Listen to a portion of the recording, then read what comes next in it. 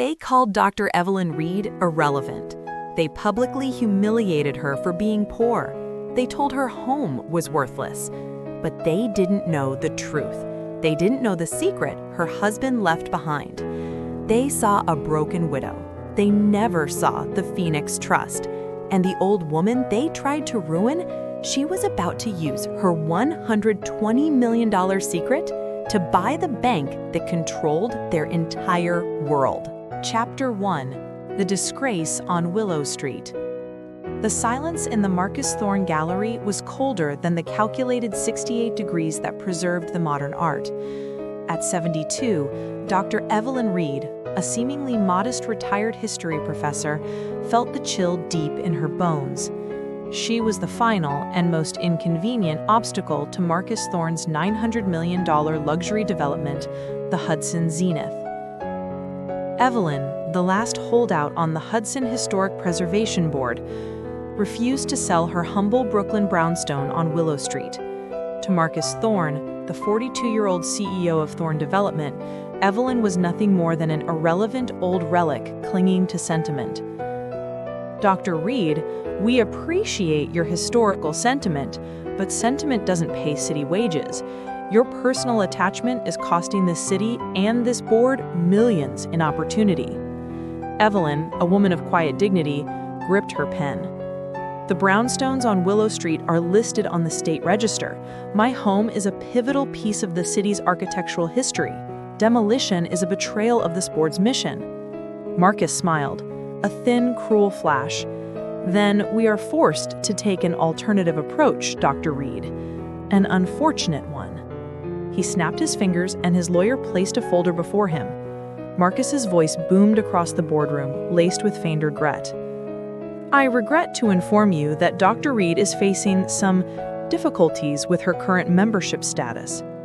Evelyn's brow furrowed. I don't understand. I have attended every meeting.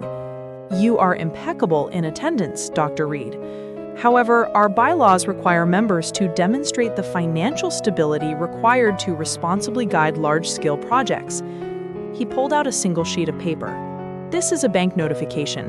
It seems Dr. Reed is 3 months delinquent on a substantial property tax payment for her Willow Street home. Furthermore, she recently lost her supplemental income from the local library. Evelyn gasped, her cheeks flushing crimson. She had received the final tax notice, a complex, unusually large fine she was scrambling to pay. It was a private matter, an embarrassing vulnerability she had been trying to conceal. This is a private matter, Mr. Thorne. How dare you access my private financial records? Marcus looked directly at the other board members, ensuring they witnessed the spectacle. Can a woman who is demonstrably incapable of managing her own finances and is in tax default on her only asset be trusted to make multi-million-dollar decisions for the city? I submit the answer is no. The vote for her suspension was a swift, humiliating formality. The board members, aligned with Thorne's power, raised their hands immediately. Evelyn, the history professor, was stripped of her title, publicly disgraced as a destitute liability, and escorted out by security. Marcus delivered the final devastating sentence as she was walking out. Dr. Reed, perhaps you should focus on sorting out your small legal problems. Chapter 2: The Architect's Secret.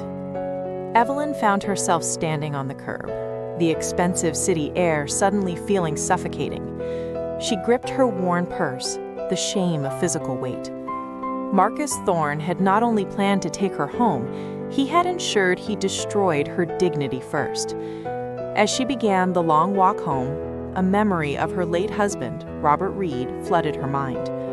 Robert, who everyone believed was a quiet history teacher, had been her protector, his words now chillingly prophetic.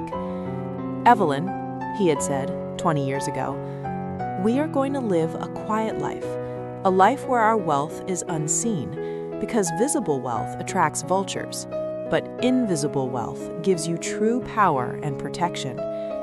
Robert wasn't just a history teacher. He was a brilliant, uncredited structural engineer and architect. And the Willow Street brownstone wasn't just her home. It was the keystone of his life's work. The anger, deep and cold, began to override the shame.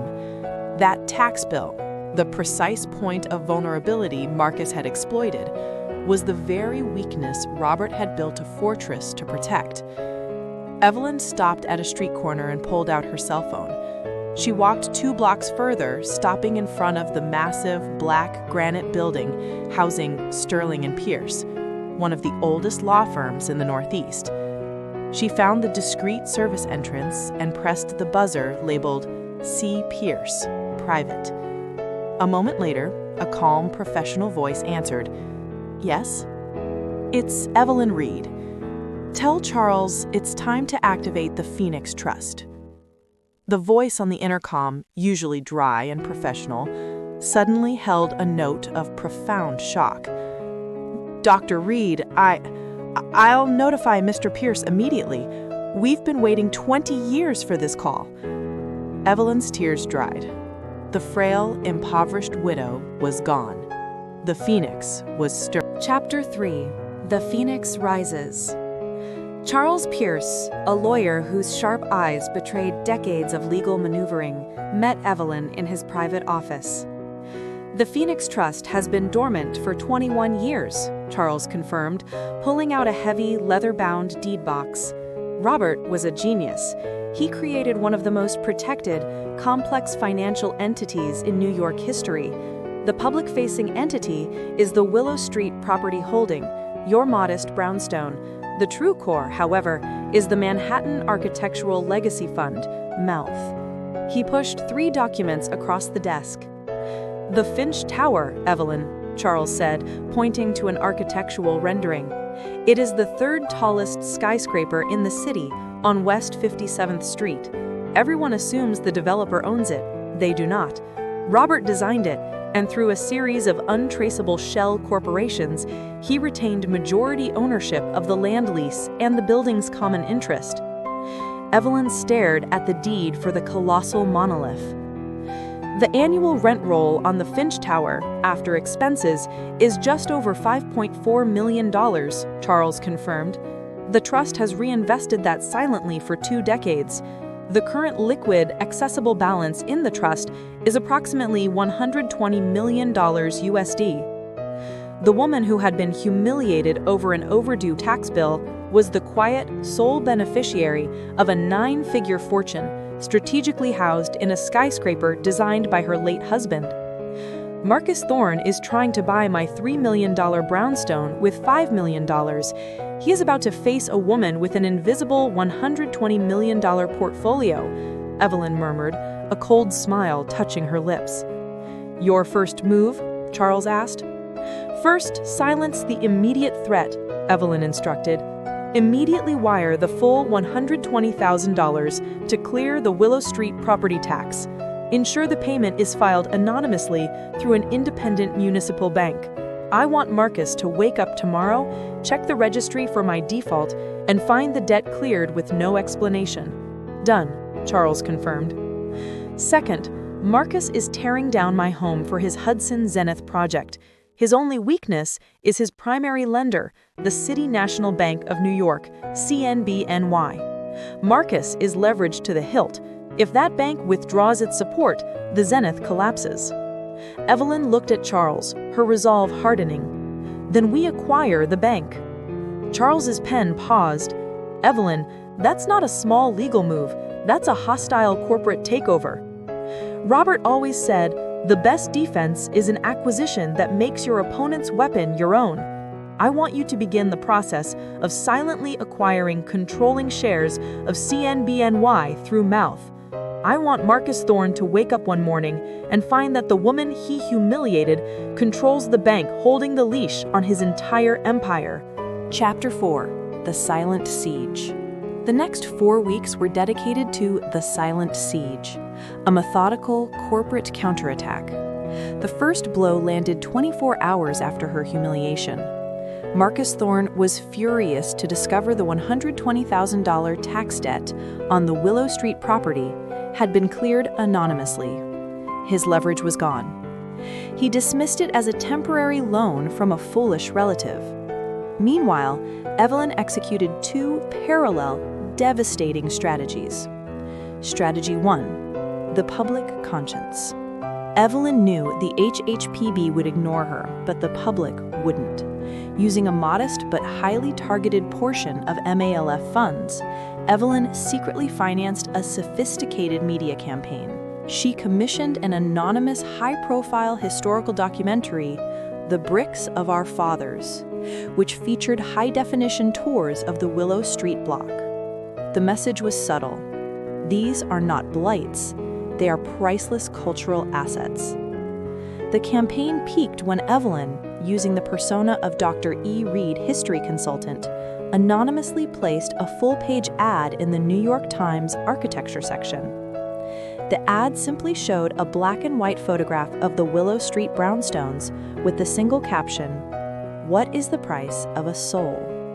Suddenly, the demolition of Willow Street was not a simple zoning variance. It was a front-page cultural controversy.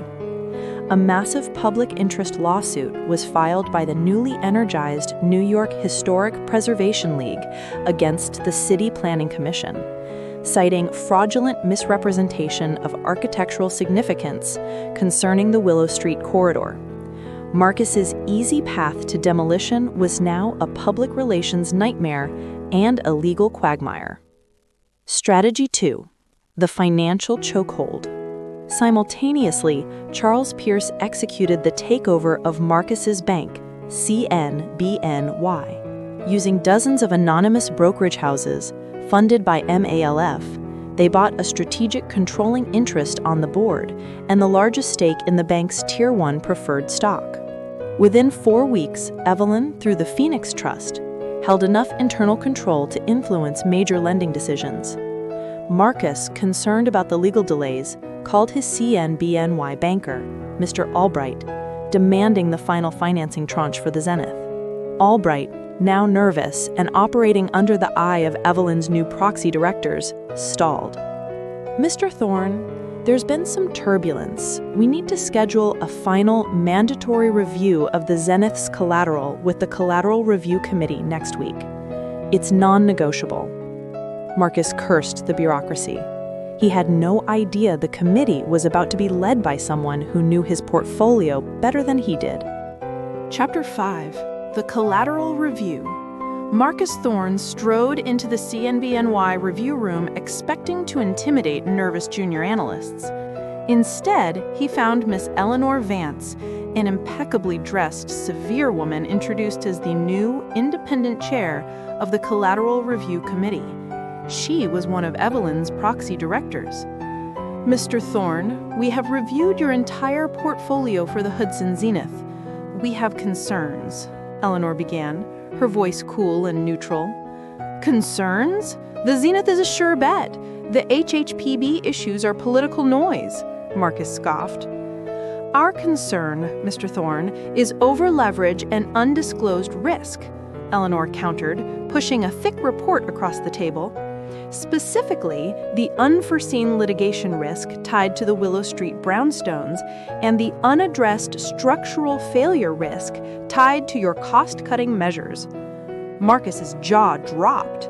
"Structural failure? How could you possibly know about the North Foundation pylon?" Eleanor lifted a document, the original uncredited design analysis for the Zenith site, bearing Robert Reed's initials.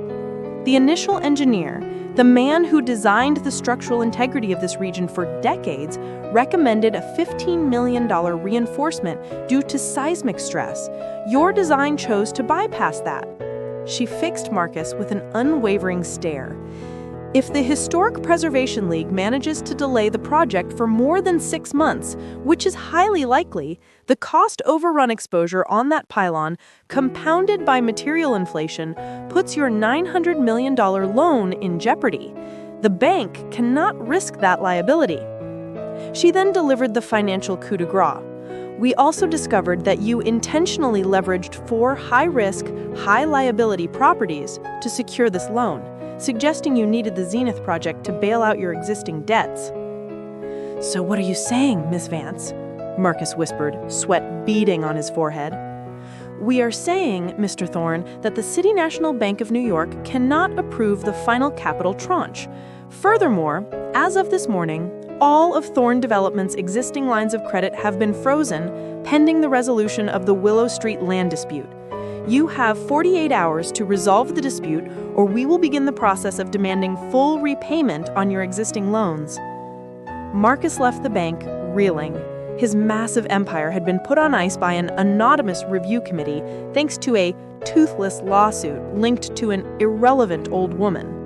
Chapter 7: The Vultures Fall. The City Hall public hearing on the Zenith project was packed.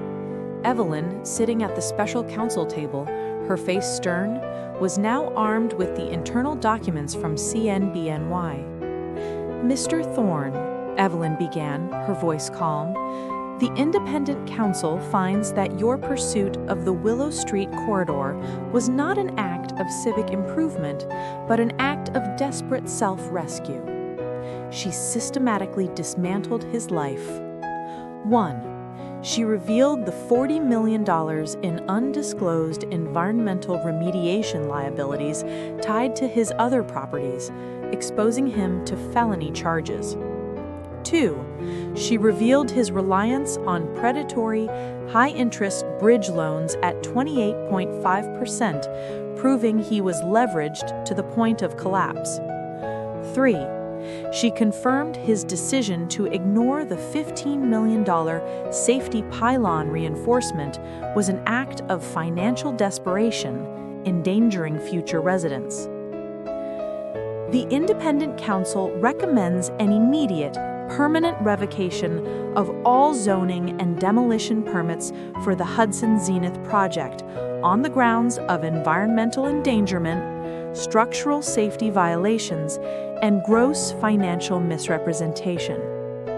The room erupted. Marcus Thorne was exposed, not as a powerful visionary, but as a leveraged fraud facing ruin. The financial chokehold tightened immediately.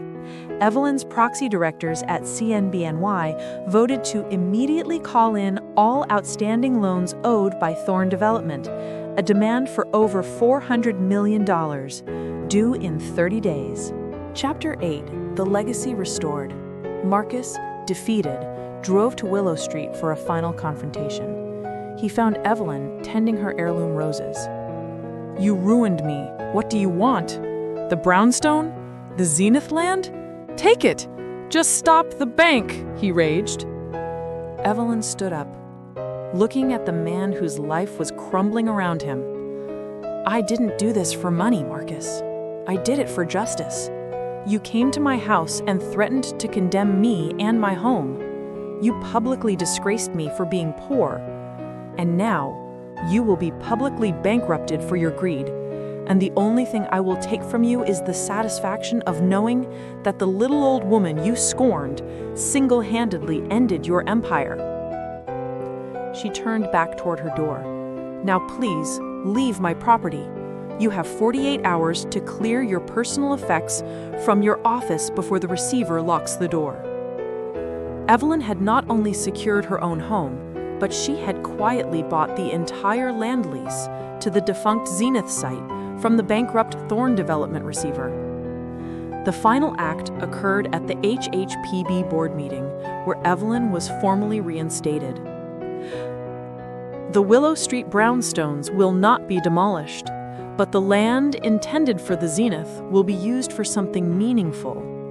She unveiled Robert's uncredited design for a low-rise complex. "I am announcing the immediate formation of the Robert Reed Architectural History Institute, financed entirely by the Phoenix Trust," Evelyn declared. "The institute will use the Zenith site to build a modest, beautiful residential complex dedicated to providing affordable housing for the city's working artists and scholars." Evelyn had destroyed a $1 billion luxury project and replaced it with community housing funded by the annual rent generated by the Finch Tower, the very building Marcus never knew she owned. She had permanently dedicated the massive income from her invisible fortune to protect the community Marcus had sought to destroy. The slap had been the final straw for Evelyn, the moment she dropped her shield. The ensuing humiliation was the beginning of the end for Marcus Thorne, and the true, powerful beginning for Dr. Evelyn Reed, the Phoenix.